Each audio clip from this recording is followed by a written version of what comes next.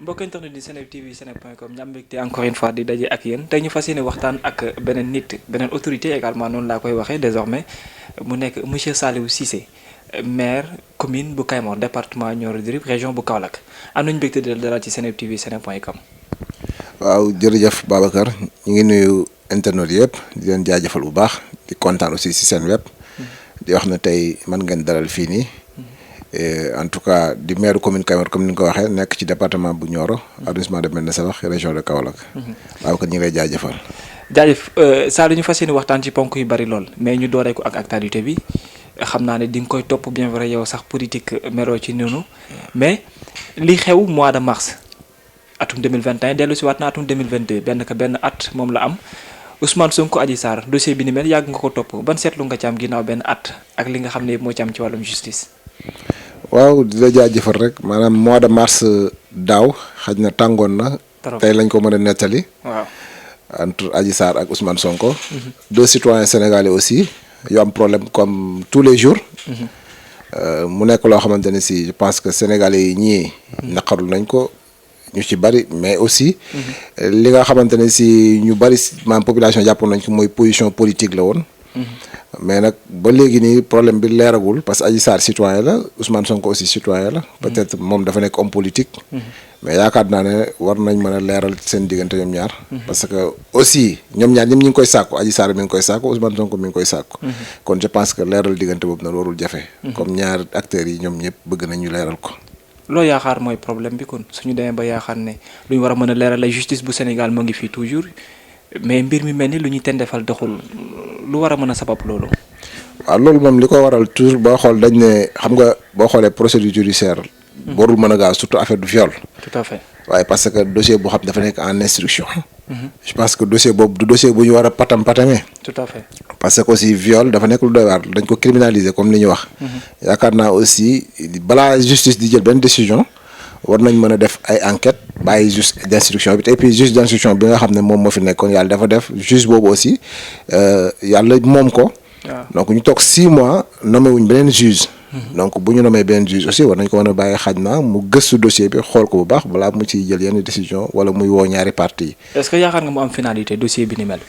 waaw am nañ ci yaakaar parce que aussi comme ñoom ñaar ñi nga xamante ne si tey ñoom ñaar mooy ñaari parti yi. mooy le président Ousmane Sonko ak aussi madame Adji Sarr ñoom ñaar ñëpp ku ci nekk yaa ngi woo justice. pour que ñu leeral seen diggante. man jàpp naa ne kon dossier boobu noonu tôt ou tard en tout cas dinañ ko leeral. daa ci li ni mel ñu bari ñàkkoon nañ ci seen bakkan fukki doomu aadama ak lu teg également côté boobu tam la majeure partie des Sénégalais ñu ngi laaj ci ba léegi ne il va falloir que ñu def justice pour ñu xam fu mbir mi féetee. loolu aussi ban taxawaay moom nga ci am ak ban seetlu en tant que acteur. waaw loolu moom dañuy masawu Sénégalais yi nga xam ne ñoom ñoo si ñàkkoon seen bakkan parce que aussi lu waroon a am la ndax ndogal moom fu mu jógee rek. ndax bi muy am ñu bëri ñi ci doon dem jàpp ñoon bi ñu ci leen a ñàkk seen bakkan.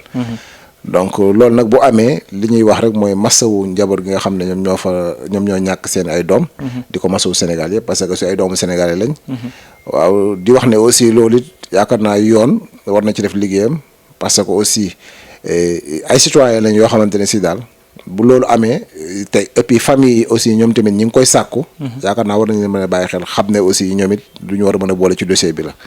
y a une chose boo xam ne également dafa coïncider mois de mars la woon tey jii aussi dellu si waat na ñu ngi 8 mars mooy bés bu ñu jagleel jigéen ñi Saliou nit la boo xam ne il est déjà marié c'est vrai. waaw tey bu ñu waxee jigéen wax journée de la femme loo ñuy wax. waaw bu ñu ne journée de la femme moom li ñuy njëkk wax mooy dañuy njëkk xalaat suñu yaay ba pare. parce que aussi tey bu ñu fi toogee di wax gannaaw yàlla ñoom la. après dooga nag jublu si suñu jigéen ñi nga xam ne ñoom la ñu yàlla boole suñu biir kër yi muy suñuy soxna. ak aussi suñuy doom yu jigéen. bu ñu fa jógee aussi dañuy souhaiter en tout cas bonne journée de la femme à toutes les femmes sénégalaises ou bien à toutes les femmes du monde. parce que aussi comme journée de la femme internationale la ñuy wax. kon journée boobu noonu képp kuy jigéen rek. yow bokk nga ci journée boobu noonu. kon dañ leen di wax dëgg yàlla souhaiter une bonne journée de la femme de passage di wax ne journée bu am solo la. te yaakaar naa ne mënul ñàkk daanaka ñuy wax ci actualité bu mel noonu lu mel ni li fi xewoon daaw si affaire jigéen ak góor la woon. effectivement ren aussi ñu tombaat mu nekk journée de la femme. kon mënuñ ñàkk njàmbaas loolu en tout cas maa ngi nuyu suma soxna. di ko souhaiter en tout cas une très bonne journée de la femme suma yaay aussi maa ngi koy souhaiter une très bonne journée ak suma doomi jigéen yi. waaw ak aussi jigéenu Sénégal yëpp daal. voilà bu ñuy waxee contexte bi également dinañ ko évoquer un peu c'est en ce qui concerne l'incarnation la place de la femme dans la société sénégalaise tey jii am na ñu koy remettre en question mais jàpp nañu sax ne anticipation bi nga xam ne ñu ngi koy wax dafa nekk lu ñuy tudd ci tur mais dans les bureaux ak aussi dans les lieux de travail nekkul loo xamante ni luy fonctionner la tey jii ban place nga yaakaar ne war nañ ko mën a hausser de sorte que la femme mën a gën a jot gëddam au niveau du Sénégal notamment dans la fonction publique. waaw Babacar man daanaka remarque bi ma def fi mu nekk nii boo xoolee et puis bon du ma ne Sénégal yëpp mais man remarque bi ma def la. te ku gis léegi jamono nu mu doxee wala Sénégal nu mu doxee di nga xam ne jigéen ñi. wax dëgg yàlla am nañ intégration bu baax aussi ci wàllu fonction publique beeg ci wàllu lépp même tey boo demee dañ naan foo fekk góor fekk fa jigéen. et puis réalité la parce que tey même boo demee li ma gën a marqué mooy boo demee même dans les écoles. da ngay gis ne tey. même dans les salles de classe nous à l'époque bi ñuy jàng. da ngay gis salle de classe yi y avait que parfois 3 filles 4 filles ou 5 filles. mais léegi boo demee ci salle de classe da ngay gis effectif bi jigéen ñi ñoo ëpp góor ñi.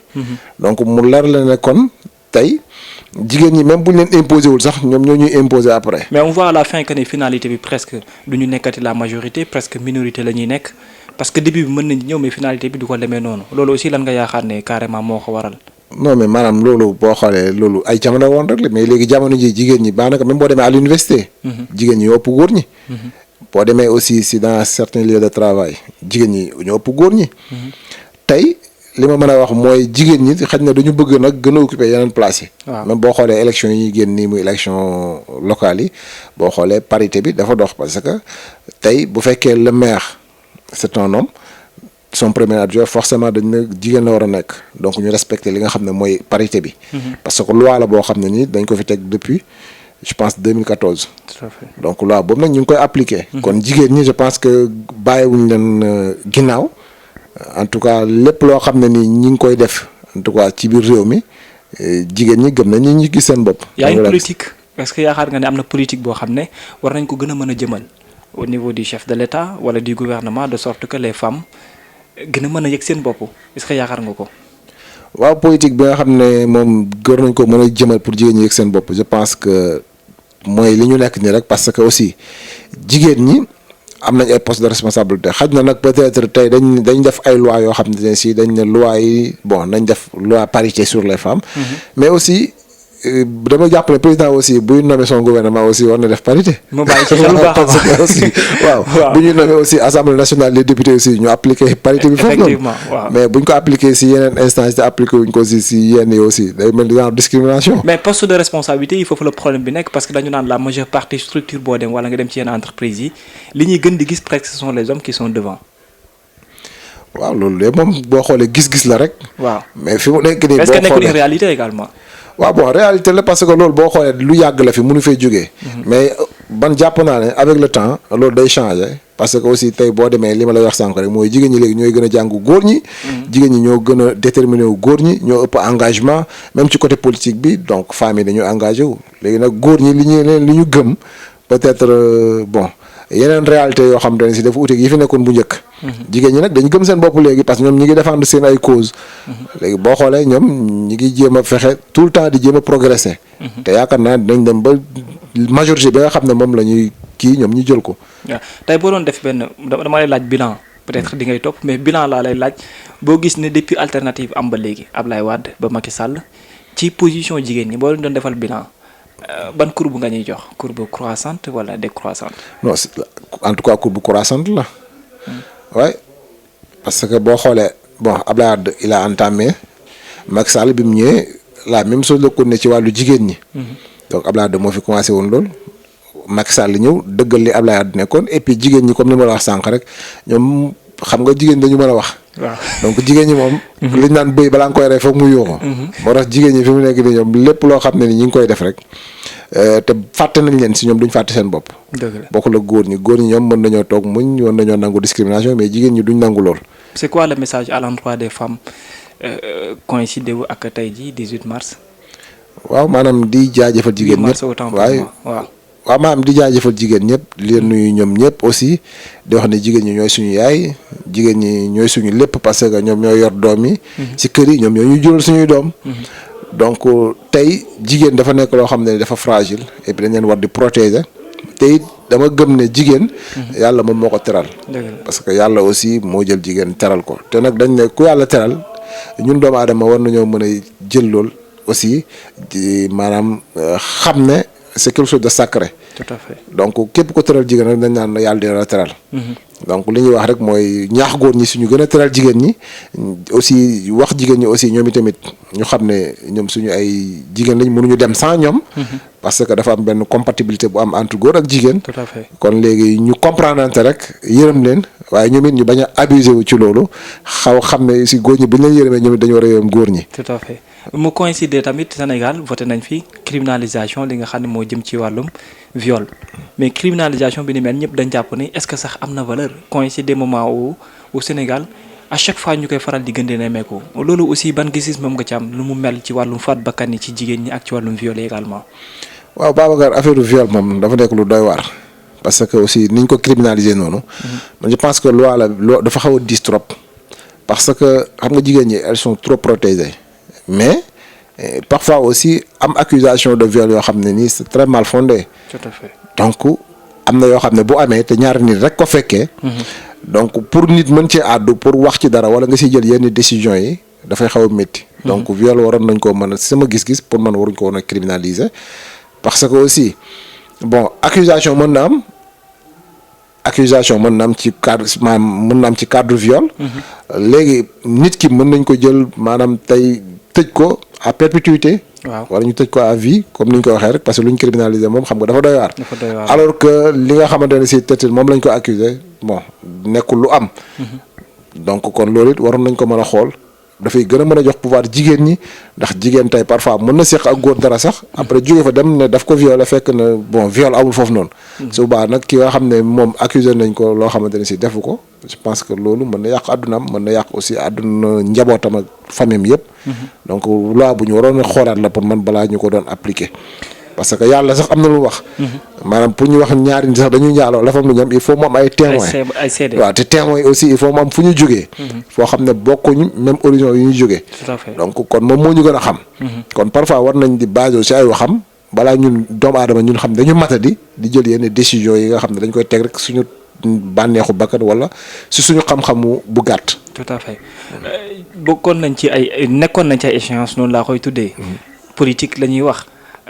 seetlu nga Sénégal par rapport ak élection locale yi ñu weesu ñu ngi dëgmal ay élection législative élection locale yi nga gis biir Sénégal par rapport ak organisation yi ñu tolloon ci ay caution presque 15 millions de francs CFA moom lañ maintenir pour législative yi somme bi ni mel moom lañ jëmalaat yaakaaru ne bari na ba yegg ci lool.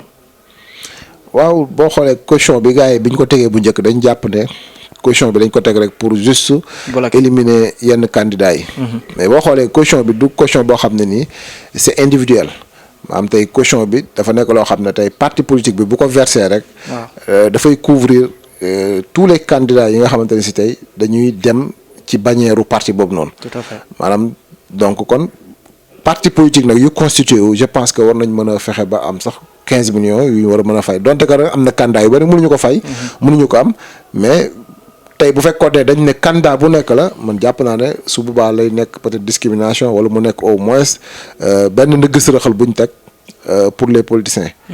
mais gisuma daal loolu man franchement parler. organisation bi lu jëm ci wàllu organisation élection locale est-ce que jàpp nga ne bu dee même organisation la ñu maintenir au niveau des législatives dina nekk loo xam ne lu impact lay doon. waaw organisation bi nga xam ne moom lañ teg je pense que élection yi moom niñ koy organiser man je suis pas expert en la matière. waaw xam naa élection li ma ci am rek mooy organiser élection jàpp nañ daal di man yaakaar naa bi ma duggee ci politique yàggul. ñu dem rek wàcc sur le terrain. dem gis suñu ay militants dem campagne dem waxtaan ak ñoom et puis politique dama jàpp ne toujours loo xamante ne si la organisation bi du ay 6 mois wala 7 mois donc lépp. dañ koy teg peut-être pendant des années. ba jour bi yegg si ñu doog maanaam tàmbali lu mel noonu. noo gisee tey politique bu Sénégal ni langum politique bu Sénégal mel tey opposition pouvoir xëccoo bi fii parfois coalition yi d'une partie d'autre noo ko gisee tey ak noo ko jàngatee est-ce que yaakaar nga ni toll nañ ci dynamique boo xam ne on est en train de s'améliorer politiquement au Sénégal. waaw politique bi nag jaxasoo na trop instant bi parce que langul politique bi moom fi mu nekk nii. Sénégal dafa jaxasoo trop parce que leader yi bari nañ coow li bari na. xam nga tension yi yéeg na donc sénégalais yi ngi wax lu nekk. mais nag bon. en tout cas sénégalais man dama jàpp ne. le dernier mot leur revient. tout à fait waaye parce que aussi politique moom leader yi mën nañ nekk fii wax lu leen neex en tout cas duñ fal seen bopp. population bi ñooy fal. te population bi aussi je pense que population bi elle est consciente de ce qui se passe actuellement dans le pays. kon tey bu élection yi locales yi ñu génn nii rek déjà am na au moins lu mu jot a wone. je pense que élection législative yi aussi dina wonewaat leneen. donc pour ñu jëm aussi si yeneen échéances. d'accord muy élection présidentielle 2024. voilà balaa ñuy yegg foofu am na loo xamante ni tamit daanaka am na ci solo lool commune bu Kayemor lañ la fal faaw ñu waxtaan ci lu yaatu. lan moo la arrivé ba nga ne il est temps que je me lance pour jéem a xëccoo gox. waaw Babacar li ma arrivé rek comme citoyen la aussi nekk un patriote comme ni ñu koy waxee parce que nit boo dëkkee ci localité gis aussi population di dund des niveaux de vie très précaires je pense que kenn ku ci nekk rek war na am loo war a def. maanaam tey le politicien dañuy jàpp ne dafay def des actions politiques. mais ñun aussi en tant que citoyen war nañ def des actes mën nañ def des actions citoyennes donc action citoyenne donc si laa nekkoon. di jàppale population bi ci wàllu santé si wàllu éducation den jàppale ci lépp loo xam ne gis naa ne xam nga le besoin se en tout cas se faisait sentir rek. ma taxaw ci. donc loolu nag moo dem ba mujj gi mu transformé ma. maanaam mën naa xam ne mu métaphore. ba nga xamante ne si maanaam jeunesse bi nga xamante ne si ñoo fa nekk. di samay morom ak sumay rakk ak sumay mag. aussi toog waxtaan ak man xam ne nag aussi pour changer les dons il faut que aussi ñu def politique wàcc si langue gi parce que aussi tey waruñu mën a bàyyi les acteurs politiques rek. ñoom ñu nekk fa di mener. di semer la zizanie de gauche à droite et puis en tout cas maanaam attente bi nga xam population amoon nañ ko si ñoom. daanaka boo xoolee mën naa xam ne les 80% jéemuñu see def dara. donc loolu nag ñun on n'a qu'à prendre nos responsabilités en tout cas pour wàcc sur le terrain jàmmaloo ak ñoom su ko defee aussi jàppale askan bi comme niñ ko daan defee. tout à fait. loolu moo ñu tax a dugg ci politique bi. y avait un programme boo xam ne il faut nga étaler ko boo xamante ni programme bu mën a convaincre nit lay doon yan paramètre nga àbbu boo xam ni différent na ak ni nga daan dimbali ci wàllum politique nga jàpp ne lii moo doy askan bi ba ñu votel la. waaw maanaam askan bi li tax ñu votel ma. man je pense que du sax lu ma leen defal lu bari man dañu am yaakaar rek ci man parce que aussi li may def am na ñu ko fa doon def. xëy na nag maa ci gënoon a fës parce que yàgguma def sax yenn action yi parce que 3 ans wala 4 ans ci ginnaaw. laa ko commencé. mais aussi jege population bi. di xam seen ay problèmes. seen ay jafe-jafe. def politique de proximité comme ni ñu koy waxee. aussi li nga mën nga def ko li nga mënul aussi nga wax nit ci wax ju neex wala nga dalal xelam. en tout cas loolu jàpp naa ne bu fekkente ni si même kiñ fal. amul yenn capacité def la parce que aussi attente bi population bi di xaar ci politiciens yi lépp politicien mënu ko def. waaw lépp yàlla moo ko mën mais ñun ay doomu aadama li ñu def mooy sabablu. aussi déglu nit ñi bàyyi leen xel yëg leen. bu ñu amee naqar nga bokk ak ñoom bu ñu amee bànneex nga bokk ak ñoom. kii bu ñu nekkee dans des situations de détresse aussi nga ñëw dalal leen. parce que loolu moom mooy rôle lu politicien loolu mooy rôle lu aussi doomu aadama. donc politicien leader ci loolu lañ lay xaar parce que boo xasee ba nekk un politicien rek ba ñu jiital la yow tu es devenu un leader. kon dafa am loo xam ne da nga ko war a incarner envers la population. yërmande et puis dëggu jubal en plus aussi liggéey loolu ci lañ nekk en plus yaakaar naa loolu la population bi yaakaar ci man ba fal ma. exactement bi nga ñëwee def ko constat bi ngay nekk ci biti ak bi nga yegsee déjà yàggagul mais am na loo gis lan nga yaakaar ne manquement bi véritablement foofu la ak ban programme nga étamé pour l'instant fas yéene ko entamé au niveau de la zone. waaw bi ñuy ñëwee daanaka bi ñu démarré léegi yàggagul. même pas 1 mois. mais liñ fa gisoon constat bi ñu fa defoon ba léegi moom moo fa nekk. mooy ñun depuis Kayemor boo xoolee depuis. 62. la ñu am foofu noonu yoon boo xam ne doléance population yi la muy suñu raaraa bi. waaw boo xoolee yow Kayemor. am na benn axe bu ñuy wax Firgi Kayemor. continué ba Nganda. te boo xoolee benn raaraa la boo xam ne nii Kayemor la yem. te waroon na mën a dem ba Nganda. te rang la te population bi li ñu bëgg mooy foofu ñu def ko tali. parce que aussi boo xoolee dafa mën a délocaliser zone bi. parce que dafa relier ñaari région muy région de Kaffrine ak région de Kaolack. exactement le fait que tey ñu amoon tey goudron Firgi ba Nganda. dina tax tey ki nga xam ne dafa bëgg a dem région de Kaffrine daf koy yomb au lieu mu jógee par exemple tey Farafeñe wala mu jógee tey suñu zone pour dem ba Kaolack. defaat le tour pour demaat ba Kaffrine boo xoolee loolu dafa sori parce que 200 et quelques kilomètres. te alors que pour nga relier wu tey Firgi Nganda. boo xoolee ça fait même pas 40 kilomètres. même pas 40 kilomètres donc après Nganda Kaffrine donc c'est trop proche. après Nganda Kaffrine c'est goudronné. donc kon bu ñu amoon Firgi Kaffrine si c'était goudronné kon dina gën a yomb. déplacement population dina délocaliser zone bi dina tax aussi dem beeg dikk bi en tout cas activité commerciale yi yëpp dina mën a dox. mais dañuy gis ne day métti lool parfois dans ces zones un peu reculées parfois li ngeen mën a gagner comme gain di ko mën a investiraat du yomb parce que bariwul luy liggéey gafaka li nga xam ne moo di commune bi mais loolu naka ngeen yaakaar ne dina mën a amee réussite de sorte que nit ñi mën cee gis seen bopp te tamit ngeen mën di financer yenn programme yi nga xam ne dañ koy soxla lu jëm ci wàllum ndox wàllum courant ak yeneen askan bi di ko soxla. waaw xam nga boo xoolee tey boo xoolee collectivité locales yi. waaw dafa am ay compétences yi ñu naan les compétences transférées et les compétences non transférées. boo xoolee man j'avais eu une audience avec le président de la République. la semaine passée. donc li taxoon ma def ko lenn rek la woon mooy comme li nga wax noonu lu jëm ci wàllu ndox wàllu courant wàllu infrastructure parce que aussi boo xoolee état c'est le premier partenaire des collectivités territoriales. exactement tey mënuñu def dara te fekk collaborer wuñu ak état. parce que aussi da nga ko wax sànq ñun dañu nekk ci collectivité yoo xamante ne si tey amul sax lu ma ne sax ñun mais au Sénégal fii amul benn commune boo xamante ne si tey avec les fonds propres mën nga ci développer sa gox loolu c'est quasiment impossible kon jàpp naa ne li ñu war a def mooy tout le temps tàllal loxo à l'état moom mi nga xamante ne si tey dañ ne les communes sont des démembrements de l'état kon bu ñu ñëwee ñun en tant que tey le premier magistrat de ces collectivités war nañ mën a fexe tàllal loxo nguur gi. ba li nga xamante ne si parce que aussi ñoom ils sont là pour gouverner ils sont là aussi pour en tout cas pour les Sénégalais. assister les Sénégalais. kon tey li nga xam ne tey ñun moom moo ñu war muy par exemple tey bu ma waxee les compétences transférées xam ne tey dañ ciy xaar le maire. moom mu réagir ci loolu.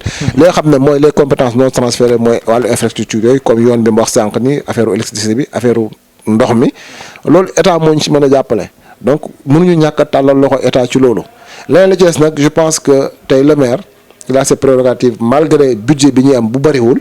li ci des état am na lu mu teg mooy on a des possibilités de faire la coopération décentralisée mu nekk avantage tey communes yi war nañ mën a uti des partenaires. ñoo xam ne mën nañ ñëw investir dans la commune mën nañ ñëw aussi jàppale aussi def jumelage ak d'autres communes jàppale aussi la population parce que bu ñu la falee aussi ngay toog di xaar salaire di xaar état. je pense que développer gox bi dafay xaw a jafe. lan mooy urgence bi léegi l'urgence bi nga fekk sur la table de la mairie c'est quoi exactement au niveau de Kayemor. waaw non l'urgence bi léegi boo xoolee. wala ay urgence la. waaw urgence bi moom dafa bari parce que boo xoolee fi mu nekk nii moom urgence bi dafa bari trop parce que li ma wax daanaka. ñun suñu population li ñu gën a am problème mu gën a jafe. tey mooy yoon wàllu infrastructure. franchement parler tey boo xoolee ci arrondissement de Médina sax commune Kayemor mooy commune bi gën a ñàkk infrastructure. déjà loolu urgence la parce que tey da ngay gis ne tey à Kayemor même pour évacuer les malades c'est tout un problème. tey pour ci poste de santé bi tey ambulance mën a dem ci dëkk jëli malade ñëw problème la. tey boo xoolee même bu ma nee infrastructure da ngay xool démb am na benn incendie bu am à Kayemor. benn dëkk buy lakk. mais bi ñu woowee sapeur pour ñu ñëw déjà pour jógee Nioro ñëw ba croisement Firgi c'est bon mais croisement Firgi pour nga dugg Kayemor rang la. léegi nag boo ñëwee ba Kayemor pour nga dem accéder si yenn village yi. donc ay yoonu sareet la. donc léegi loolu boo bëggee intervenir je pense que balaa ngay yegg dañ naan médecin après la mort. loolu c'est un problème moo tax doléance yi bokkoon na ci yi nga xam ne solution naa ko en tout cas son excellence le président de la République pour mu jàppale ñu en tout cas si quelques pistes ñu mën ko am ba nga xamante ne si tey accessibilité bi dina mën a yomb en tout cas dem jëli yenn maladies dem déplacement population bi aussi dana yomb parce que loolu la ñuy xaar aussi si état. parce que avec nos fonds là mënuñu ci def loolu noonu budget bi ñu am tal nañ ci leneen dul defar ay yoon parce que santé baa ngi ñuy xaar éducation baa ngi ñuy xaar ak yeneen ñu ngi ñuy xaar.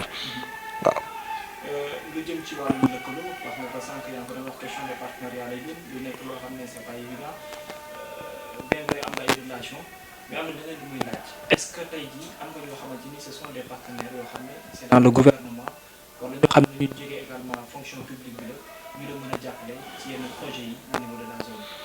waaye effectivement maanaam ni ñu amee ay partenaires ci biti aussi noonu la ñu amee ay partenaires ci réew mi parce que dëkk bi lañ dëkk yaakaar naa tey ñi nga xam ne ñoom ñoo nekk fii nii ci réew mi yor des postes de responsabilité tey ñooñu je pense que ñun suñu ay partenaires lañ mais nag partenaire maanaam da nga war a dem fekki ji ko dafa am partenaire yoo xam ne doo toog ñu lay fekk si parce que d'habitude on a toujours l'intention que tey les autorités locales dañuy toog maanaam maire yi ñu fal ñoo xam ne ñoo nekk si zone di xaar affaire yi fekk si leen. mais dama jàpp ne c'est eux qui doivent faire les démarches. parce que waruñu toog di xaar dañu war a dem dugg di bind di solliciter aussi parce que dafa am loo xam ne bu nekkee ci zone bi. dafay soxla parfois nga bind parce que l'administration aussi noonu lay demee. da ngay bind def des expressions de besoin def aussi des sollicitations wax jafe-jafe yi parce que nit ñi mën ko dégg ñu mën a xam exactement ñii ñi ngi jooy lii pour ñu mën ko faj mais bu fekkee da nga toog tout le temps di xaar rek je pense que ñu bari dinañ séddu tey doo séddu. am na loo xam ne da nga koy solliciter. au niveau de la zone ñoom tam dañuy xaar ci yow mais tam am na looy xaar ci ñoom le message c'est quoi exactement. waaw li may xaar ci zone bi rek mooy déjà comme yàlla dimbali nañu ba ñu wóolu ma ba fal ma donc li may xaar ci ñoom mooy ñaan rek pour le moment ñu ñaanal ma yan bi diis te ñu téeñ ko comme ni ko olof yi di waxee. waaw loolu moom loolu laay xaar ci ñoom déjà man fi mu nekk nii li may wax tout le temps mooy waratuma nelaw ba yandoor jamono ji nii en plus bi ñu faloo aussi feete wuñ ko. parce que dañu xam ne tey mënuñu koo feete parce que loolu du victoire. en tout cas fardeau la boo xam ne bu diis la boo xam ne population bi yaakaar lañ am ci nit ki te nit buñ la yaakaaree li nga xam ne mënuluñ ko seen bopp ne yow lañ ci yaakaar. kooku boo feetoo nit ñi la far war dañoo mën a tiit donc moo tax bi ñuy falee aussi nekkuñ di ko feete dañu xam gën a tiit suñu bopp waaye aussi xam ne ñun li nga xam ne nii moom la population bi yaakaaroon si ñun it am na loo xam ne nii yaakaar nañ ko muy suñuy pexe yi ñu am ci biir réew mi ak am ko ci bitim réew en tout cas jéem a fexe collaborer avec tout le monde képp koo xam ne daal pare nga pour jàppale suñu gox. pare nañ pour collaborer ak yow moo xam état la moo xam ku mënti doon. man loolu laay wax dama ne en tout cas li ñu bëgg daal mooy ñun on est là pour l'intérêt de la population population bi aussi dañ xam luy seen intérêt parce que tey le maire warul mën a ñëw orienter population foo xam ne nii du seen intérêt. ñoom nañu ubbi seen bët. tey xam ne ñi ñuy jàppale ñun ñooñu la ñu war a jàppale ëllëg si biir. aussi di leen wax aussi ñu préparer parce que inscription yi commencé na révision yi ñu ngi koy defaat. ñu jëm inscrire massivement parce que aussi avantage la aussi ci population yi ñuy inscrire. parce que effectif électoral dafa am solo. tey boo xoolee inscription boobu noonu dina gën a mën a valoriser tey suñu gox bi. nga xam ne tey commune bi am nañ électorat. nga xam ne commune bi tey am nañu baat ci réew mi. loolu dafay gën a dooleel commune. donc man loolu laa leen di ñaax et puis loolu laa leen di en tout cas pousser pour ñu def ko. est-ce qu'on peut s'attendre à ce que Saliou Cissé du jour au lendemain lancer aussi benn parti politique. waaw pour le moment instant bii nii bon on n'est pas politicien à 100%. waaw parce que fi mu nekk nii mooy li ma wax dama am benn fardo boo xam ne nii. déjà moom lañ ma gàcc. déjà sama vision fi mu nekk lenn kese la.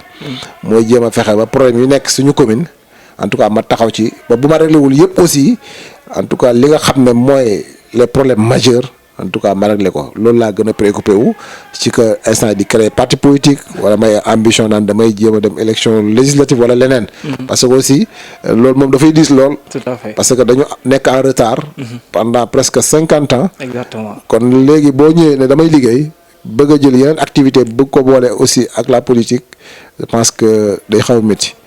amoon nañu mbégte gu mag a mag Saliou Cissé maire de Kayemor di la dalal ci Seneweb TV Seneweb.com ñu ngi lay jaajëfal.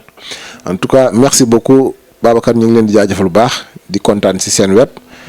di leen ñaanal yàlla aussi ngeen jëm ca kaw ca kanam. inch'Allah di wax ne ñu ngi leen di suivre partout au Sénégal et aussi à l'international. merci parce que aussi li ñuy def rek mooy encourager leen. merci ay ndaw ngeen. et puis aussi maanaam ay doomu Sénégal ngeen. en tout cas li ñuy def rek mooy am mbégte bu wér ci seen liggéey di wax na rek ñu ngi leen di inviter aussi à Kayemor. ngeen ñëw fa découvrir aussi la commune de Kayemor. découvrir l'image de cette commune. en tout cas loolu la ñuy wax waa Seneweb. aussi bëgg nuyu aussi un partenariat aussi avec Seneweb. en tout cas loolu bëgg nañ ko bu baax a baax a baax. incha allah. jaajëf di leen jaajëfal baax a baax. merci.